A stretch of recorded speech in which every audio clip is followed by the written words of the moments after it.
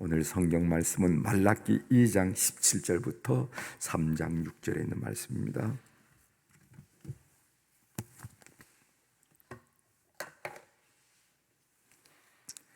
말라기 2장 17절 마지막 절부터 3장 6절까지 제가 봉독해 드리겠습니다. 너희가 말로 여호와를 괴롭게 하고도 이르기를 우리가 어떻게 여호와를 괴롭혀 드렸나이까 하는도다. 이는 너희가 말하기를 모든 악을 행하는 자는 여호와의 눈에 좋게 보이며 그에게 기쁨이 된다 하며 또 말하기를 정의의 하나님이 어디 계시냐 함이니라. 만군의 여호와 이르노라. 보라, 내가 내 사자를 보내리니 그가 내 앞에서 길을 준비할 것이요 또 너희가 구하는 바 주가 갑자기 그의 성전에 임하시리니 곧 너희가 사모하는 바 언약의 사자가 임하실 것이라. 그가 임하신 날을 누가 능히 당하며 그가 나타나는 때에 누가 능히 서리요. 그는 금을 연단하는 자의 불과 표백하는 자의 잿물과 같을 것이라. 그가 은을 연단하여 깨끗하게 하는 자같이 앉아서 우리의 자손을 깨끗하게 하되 금, 은같이 그들을 연단하리니 그들이 공의로운 제물을 나 여호와께 바칠 것이라. 그때 유다와 예루살렘의 봉헌물이 옛날과 고대와 같이 나 여호와께 기쁨이 되려니와 내가 심판하러 너에게 임할 것이라. 점치는 자에게와 간음하는 자에게와 거짓 맹세하는 자에게와 품꾼의 삭세에 대하여 억울하게 하며 과부와 고아를 압제하며 나그네를 억울하게 하며 나를 경외하지 아니한 자들에게 속히 증언하리라. 만군의 여호와가 말하였느니라. 나 여호와는 변하지 아니하나니 그러므로 야곱의 자손들아 너희가 소멸되지 아니하느니라. 아멘. 6절까지 함께 읽었습니다.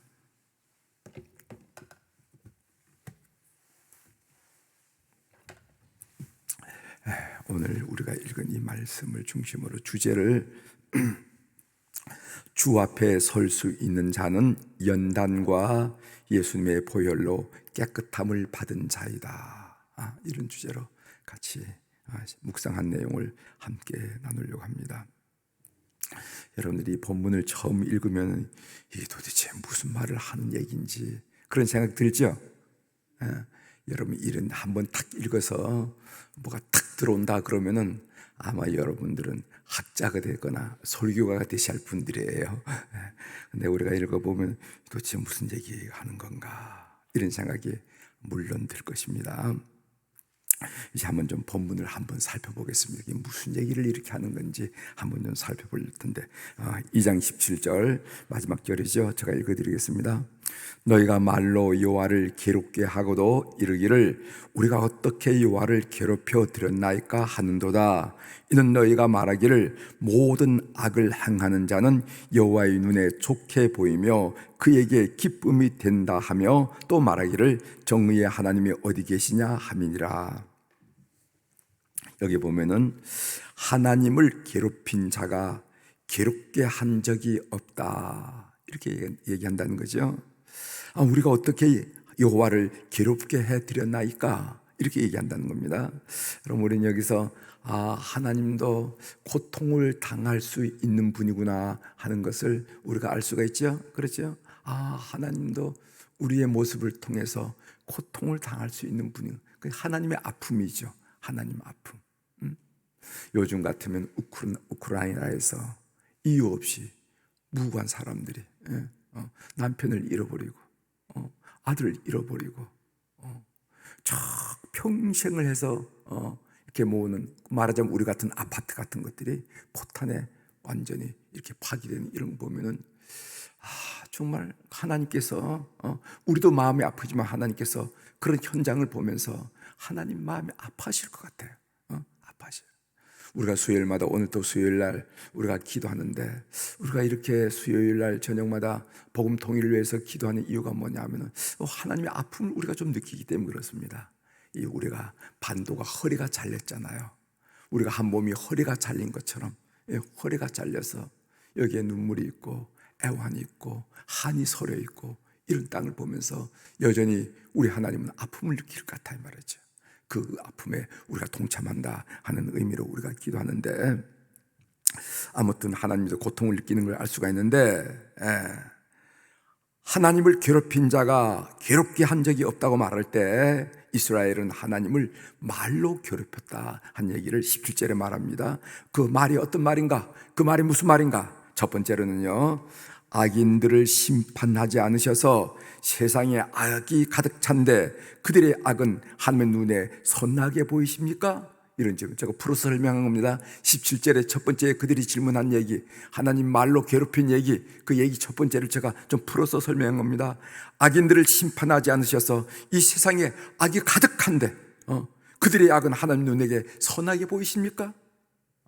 두 번째로는 그들이 한 얘기가 뭐냐면은, 그들이 한 얘기, 하나님을 괴롭힌 얘기가 뭐냐면은, 우리가 알고 있던 정의의 하나님은 어디 계십니까?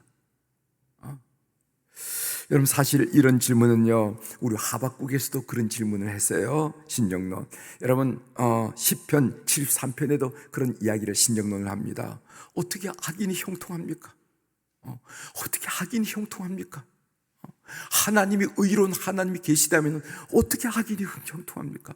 그리고 우리가 욥기에서도 배웠죠. 욥기에서 어떻게 의로운 욥이 고통을 당하게 되냐 말이지. 이런 얘기들을 소위 신정론에 대한 이 질문이 듭니다. 그 질문들을 하나로 요약한다면은, 하나님이 의로우신 하나님이라면은 왜 이 세상에 악인이 잘 됩니까? 왜 의인이 고난을 당합니까? 이것이 성경에서 꾸준하게 질문했던 그런 질문입니다. 그 질문인데 오늘 여기에 말라기 2장 하반절에서 또 질문하는 거예요. 하나님이 의롭다면은, 하나님이 정의롭다고 한다면은 왜 이 땅에 의로운 자가 의로운 자가 고난을 받으며 불의한 자가 형통합니까? 우리가 뭔 잘못을 했길래 이런 얘기를 나온다 이거죠. 이런 인간의 질문을 듣고 하나님이 괴로워하셨다는 것인데, 인간이 이렇게 질문하는 이유는요, 그 무엇이냐면은 자기가 확신하는 평가 기준이 있기 때문에 이런 질문을 하게 되더라 이 말이죠. 깊이 따져 들어가면은 하나님을 믿는 것이 아니라 자기를 믿는 것이라는 거예요. 우리의 믿음은 어때야 되는가? 우리의 믿음은 어때야 되는가? 그것은 이 상황을 나는 알지도 못하고 나는 이해할 수도 없지만은 내 생각을 뛰어넘는 하나님의 뜻이 있음을 믿습니다. 이것이 우리 믿음이 되어야 된다는 거예요. 그렇게 믿는 우리 교우들이 되길 바랍니다. 모든 우리 삶에 펼쳐지는 이런 일들이 우리 생각으로 이거는 인과, 이거는 이런 일이 있었기 때문에, 원인이 있었기 때문에 이런 결과를 맺을 거야, 이렇게 해석이 되고 설명이 되고 이해가 되는 일이 인생 중에 그렇게 이해가 되지 않는 일들이 너무 많다는 거예요. 그래서 내가 이해할 수 없고 내가 받아들일 수 없지만은, 그러나 내 생각을 뛰어넘는 하나님의 뜻이 있음을 분명히 믿습니다 하면서 하나님께 나가는 것, 이것이 오늘 이 말라기가 기대하는 믿음이고, 오늘 제가 여러분들에게 강조하는 믿음이라는 것을 여러분 꼭 기억하시길 바랍니다. 삶은 인과를, 원인과 결과를 논리적으로 설득적으로 설득해서 우리가 이해할 수 있는 없는 일들이 너무도 많다는 겁니다. 그럴 때 나는 이해할 수도 없고 내가 받아들일 수도 없지만, 그러나 이 뒤에 있는 더 높으신 하나님의 뜻이 있음을 믿습니다 하면서 주님을 신뢰하는 것, 이 믿음을 오늘 성경이 요구한다는 것을 아실 필요가 있습니다. 이 하나님은 당신의 공의에 대한 도전에 메시아를 보낼 것이라 라고 대답하시는데, 3장 1절입니다. 만군의 여호와가 이르노라, 보라 내가 내 사자를 보내리니 그가 내 앞에서 길을 준비할 것이요 또 너희가 구하는 바 주가 갑자기 그의 성전에 임하시리니 곧 너희가 사모하는 바 언약의 사자가 임하실 것이라 하는 말씀이 있습니다. 여기 보면은 그 상반절에 만군의 여호와가 이르노라, 보라 내가 내 사자를 보내리니 그가 내 앞에서 길을 준비할 것이요, 이것은 세례 요한을 얘기합니다. 그래서 우리 주님 앞에 나와서 길을 준비하신, 사막의 길을 준비하신 분이 세례 요한이지 아니었어요? 그래서 여기 내 사자라는 것은 세례 요한을 지칭하고 있고, 이어서 나눈 말, 또 너희가 구한 바 주가 갑자기 그의 성전에 임하시리니 해서 여기 주라는 말이 나오는데, 이 주라는 것은 그리스도를 지칭하는 것입니다. 그런데 그 주가 갑자기 임하신다고 고백을 하고 있어요. 왜 갑자기 임한다고 얘기하냐면은 모두의 예상을 뛰어넘는 방법으로 그분이 역사 속에 오셨기 때문에 그렇다는 거예요. 그분이 역사 속에 오셨기 때문에 그렇습니다. 모두가 예상하는 것은 무엇이었습니까? 그는 정치적인 메시아로서 우리를 그 로마의 지배에서 압박에서 벗어나게 할 수 있는 그런 메시아로 기대했는데, 모두의 예상한 방법으로 오시지 않고 오히려 메시아가 십자가를 지셨다는 말이죠. 그러니까 우리가 아무리 그분을 이해할 수 없는 거죠. 메시아가 오셔서 하는 일이 뭔가? 오늘 2절에 보면요, 첫 번째로는 연단이고 두 번째로는 깨끗게 하신다, 표백한다 이거예요. 이 메시아가 오셔서 오늘 말라기가 예언하는 겁니다. 메시아가 오셔서 한 일이 뭔가? 첫 번째로는 연단, 두 번째로는 깨끗게 하실 것이다. 3장 2절을 제가 읽어드리겠어요. 그가 임하시는 날을 누가 능히 당하며 그가 나타선 때에 누가 능히 서리요. 그는 금을 연단한 자의 불과 표백하는 자의 잼불과 같을 것이니라. 그러니까 그가 나타났을 때 그 앞에 설 수 있는 사람은 어떤 사람인가 하면은 금을 연단하는 불과 같은 경험을 한 사람, 두 번째로는 표백하는 잼물같이 깨끗이 된 사람만이 그 앞에 설 수 있다, 이렇게 말씀하는 것입니다. 여러분, 금을 연단한 자의 불, 여러분 금을 재련할 때 그 온도가 1000도가 넘다고 그래요. 1000도가. 예? 여러분 100도가 되면 물이 끓는데 100도가 되면 그 물에다 손을 넣으면 우리 손이 화상을 입는데 1000도가 넘는 열로 불순물을 제거해야 된다는 겁니다. 어떤 금강석도 1000도가 넘는 재련을 겪지 않으면요 금이 될 수가 없어요. 금이 될 수가 없어요. 여러분, 금광석이라 하는 것은 뭡니까? 금이 조금 있고 나머지는 돌이 아닙니까? 그 돌을 가지고 1000도가 넘는 재련의 과정에서 불순물을 딱 걸러낼 때 그것이 가치 있는 금이 되는 게 아니냐 말이죠.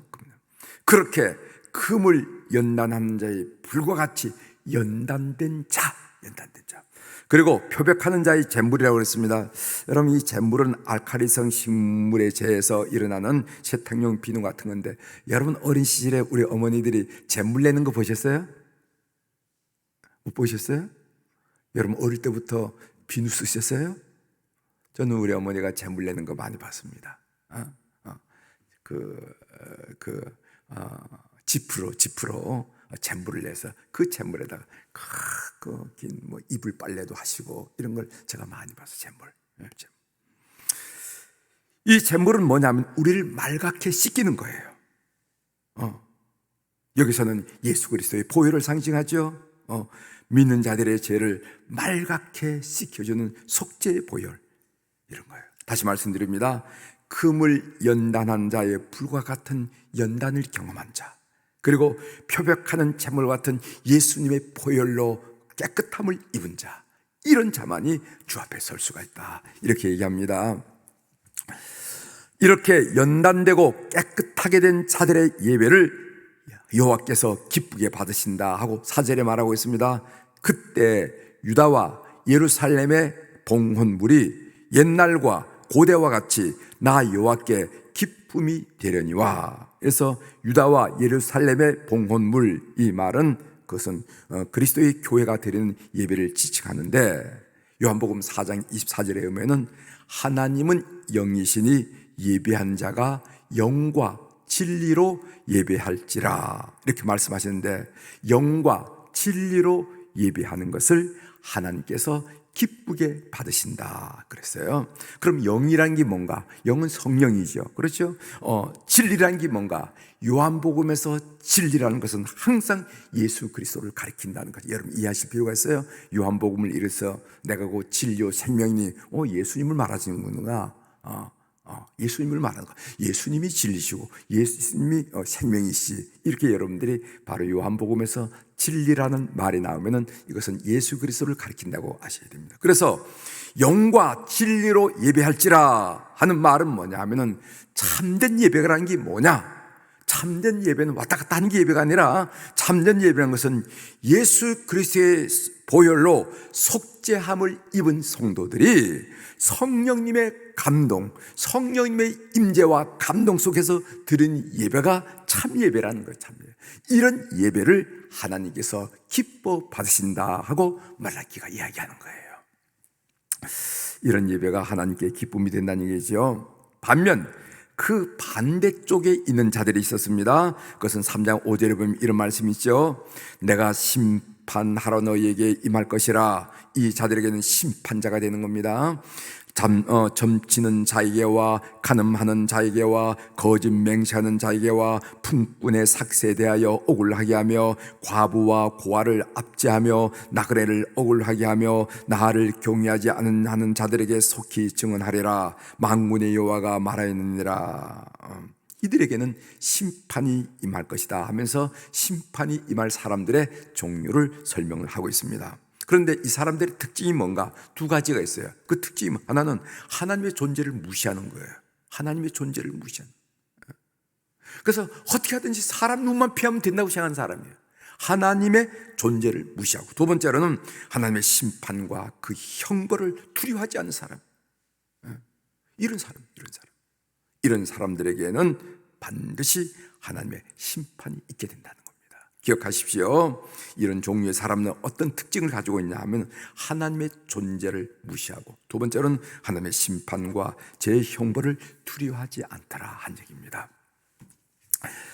제가 어제 본문을 묵상하면서 여러분들이 이 말씀을 읽으면은 도대체 이게 무슨 말씀을 하려고 하는 이런 말씀이 나왔을까라고 느꼈듯이 저도 그렇게 느껴요. 저도 그렇게 느껴서 읽고 또 읽고 또 생각해보고 이런 거 찾아보고 저런 거 찾아보고 이래야만 여러분들 앞에 말할 수 있는 뭔가 주제를 가지고 나오게 됩니다.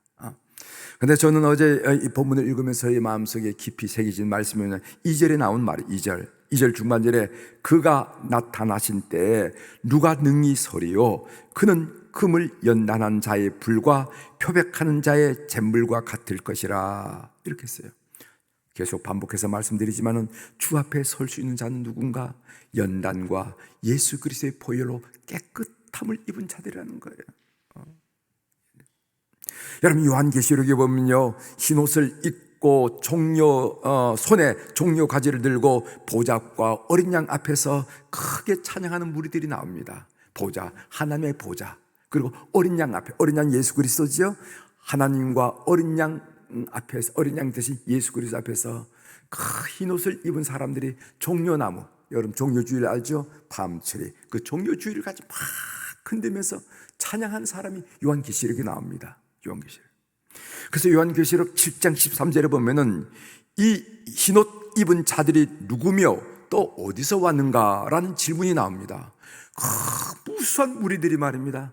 어린 양과 보좌 앞에서 그 종려나무를 흔들면서 찬양을 그 천사들이 노래할 정도로 찬양을 올렸는데 도대체 저들이 어디서 왔습니까? 라는 질문하는데 요한계시록 7장 14절에 뭐냐 나오면 이는 큰 환란에서 나오는 자들인데 어린 양의 피에 그 옷을 씻어 희게 하였느니라 이렇게 말하는 겁니다. 그 두 가지를 얘기하는 거예요. 큰 환란, 연단, 큰 환란에서 나오는 자들인데 어린 양의 피에 그 옷을 씻어 표백이 되어서 희게 한 사람들이 그 주 앞에서 영광의 찬송을 올리는 천국의 영광을 누리게 되더라. 이렇게 이야기하는 것을 우리가 보게 된다는 것입니다. 여기에 나온 단어도 연단이라는 단어고 어린 양의 보혈로 깨끗하게 되었다 한 얘기가 나옵니다. 여러분 연단이라는 얘기 다시 한번 생각해 보시길 바랍니다. 재련 없는 금이 없듯이 연단 없는 신앙생활도 없다는 것입니다. 따라서 신앙생활을 할 때 우리에게 연단이 올 때 이상한 일 당하는 것처럼 이상하게 생각하지 말자는 것입니다. 우리는 불순물이 많은 존재이기에 연단 없이 고귀한 믿음, 금보다 귀한 믿음을 우리가 갖기 어려워요. 그래서 우리는 연단을 겪는데 이 연단이라는 것을 제가 좀 생각해 보니까 신앙의 철이 들게 하는 거라 이렇게 설명하면 여러분들이 좀 이해하기 쉬울 거예요. 신앙의 철, 신앙이 철이 들잖아요. 그렇죠? 신앙의 철이, 아이들도 키우면 철이 안 들 때가 있는데 어느 순간 철이 들어가지고 진짜 철 들었네 이렇게 하는 것처럼 신앙도 철이 들 때가 있어요. 철이 들 때. 그래서 신앙의 철을 들게 하는 것을 보고 저는 연단이라 이렇게 표현했다 이렇게 믿습니다. 이런 신앙의 철이 들 때 금보다 귀한 믿음, 너 예수 믿으면 안 돼 아무리 미쳐도 예수만이 나의 소망입니다. 예수만이 나의 기쁨입니다. 예수만이 나의 힘입니다. 예수만이 나의 삶의 근거입니다 라고 주님 앞에 올 수 있는 거예요. 이것이 바로 연단이라고 믿으시기 바라고, 두 번째로 예수 그리스도의 보혈로 깨끗함을 판다는 것입니다. 예수 그리스도의 피 외에 우리의 죄를 씻을 수 있는 것은 역사 이래로 어디에도 없다는 거예요. 그래서 제가 여러분들에게 늘 말씀드리는 것이 있잖아요. 예수 없이도 부자 될 수가 있습니다. 예수 없이도 출세할 수가 있습니다. 예수 없이도 하위를 얻을 수가 있습니다. 예수 없이도 이러잖아요. 그러나 예수님이 없으면 우리 죄는 용서받을 수가 없다는 거예요. 믿는 여러분들이 되길 바랍니다. 그래서 우리는 참 복 중에 복을 받은 사람이에요. 복 중에 복을 받은 사람이에요. 예수 그리스도의 피 외에 우리 죄를 씻을 수 있는 것은 없다는 것입니다. 그래서 이 피를 우리가 뭐라고 말하면 보혈이라고 해요. 예수의 보혈이라는 말이 무슨 뜻입니까? 고귀한 피라는 거예요. 고귀한 피. 우리가 고귀한 피를 경험하고 그 고귀한 피로 말미암아 깨끗하게 됐다, 이렇게 해서 말씀하는 것이 저희 마음속에 많이 새겨졌는데, 오늘 연단과 예수 그리스도의 보혈로 행복해하는 이 새벽이 되고 하루가 되기를 주의 이름으로 축원합니다. 기도하시겠습니다.